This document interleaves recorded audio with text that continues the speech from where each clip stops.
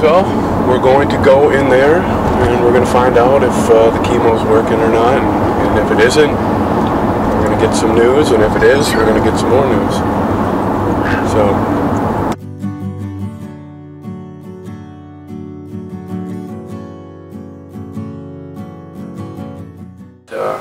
So my wife took me to the hospital. This was in Denver, Colorado in 2006, and I was having just an extreme headache and I was vomiting, and they took me to the MRI scanner and they said there's a brain tumor there. It was in February of 2007 in Denver, Colorado. I had it removed, and after that surgery, it was a really awful surgery. I had to relearn how to use my whole right side. I had to learn how to basically talk again. That was all just awful.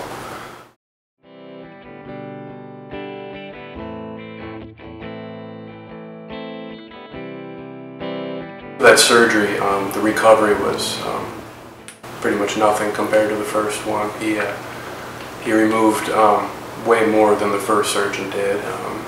He removed about 1/3 of my right frontal lobe. Basically, I shouldn't be able to sit here and be able to talk, let alone remember my name and where I live. So we hadn't yet had a child, so I didn't know what it was like to actually have a bond with anybody else. So in 2011, that was another thing that made it much more difficult, not wanting to be left in the state of being a burden to my family. All of those thoughts like you're not going to be able to play with your son anymore or anything like that.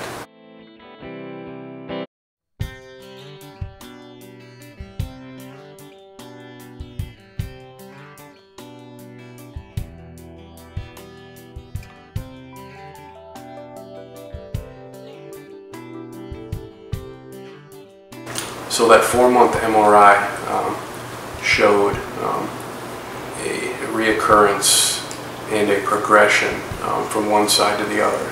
And this tumor looks, it's a higher grade, so we're just starting chemo treatments right now.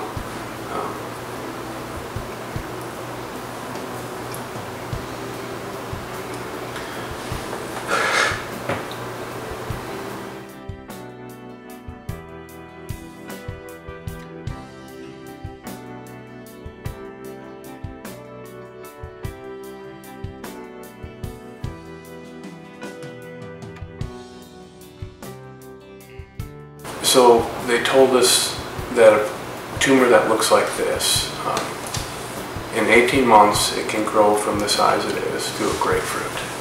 So they're starting me on a regimen of chemo, and this chemo has only been on the market for 5 years or so. But all of these things, the main goal of this is to delay the inevitable for at least a couple more years, and then possibly a new drug will come out on the market. I'm feeling scared. I'm looking at things like, well, this is probably the last time I'm going to be talking to that person. This is probably the last time I'm going to be sitting there with my son. And I think we should all be living like that every day. Fortunately, I have a family right now that I can enjoy myself with, and one thing that just keeps bang in my head is I'm not going to see my son graduate. My son's not going to grow up with a father. My wife's going to be left with some very, very heavy loads.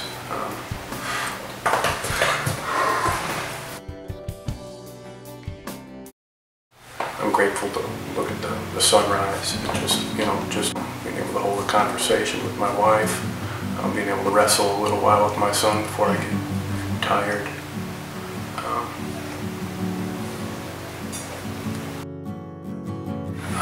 Anger's not worth anything. I've got a set amount of time, and getting angry is definitely not going to make anything that much better. I've been given this this positive attitude, and that's not me. That's just God given. Most of the stuff that I look back on since I've gotten to go through this again is just the irrational fears that we all deal with. Just the God, I wonder what's going to happen when I get there. I wonder what's going to happen when I get there. Is this ever going to come true? Is this ever going to go away? And I can honestly say I may not wake up tomorrow. You know, everybody could say that, but I just have a little closer look at it.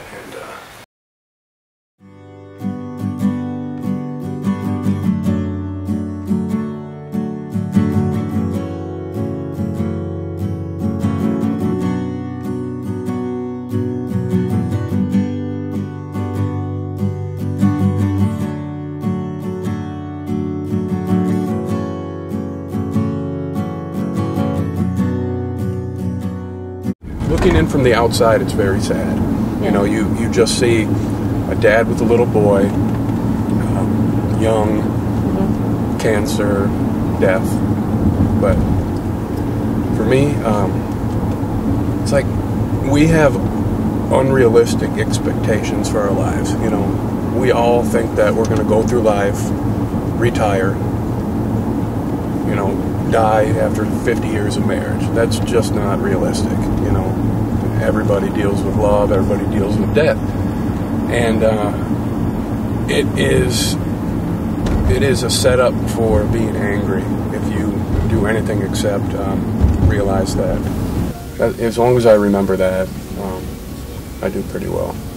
Because you know, we all like to think that we're super special. You know, we all like to think that we're so unique. But turns out we're all just human. Yeah.